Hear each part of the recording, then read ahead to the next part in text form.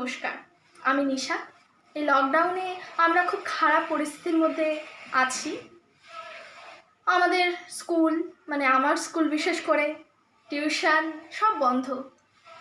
কিন্তু যেটা আমি করতে পারছি ঘরে বসে, আমার এই পড়াশোনার চাপে সত্যি কথা বলতে কি আমার কবিতা লেখাটা বন্ধ হয়ে গিয়েছিল। আমি সেটা আবার চালু করেছি এই লকডাউনের মধ্যে। তো আমি অনেক কটাই কবিতা লিখেছি, তার মধ্যে আমি একটি কবিতা আপনাদের আবৃত্তি করে শোনাচ্ছি। ব্যস্ত শহর কলকাতা।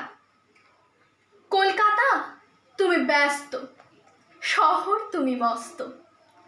শহরের তুমি রানী, তবু গরিব কতখানি।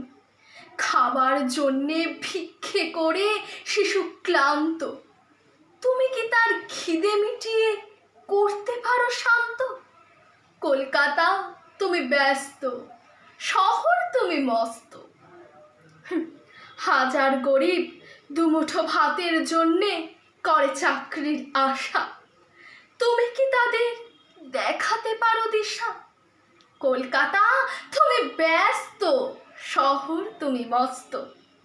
তুমি এত মস্ত শহর কলকাতা, তবু কেন গরিবদের হতে পারো না আশ্রয়দাতা? মস্ত কলকাতা।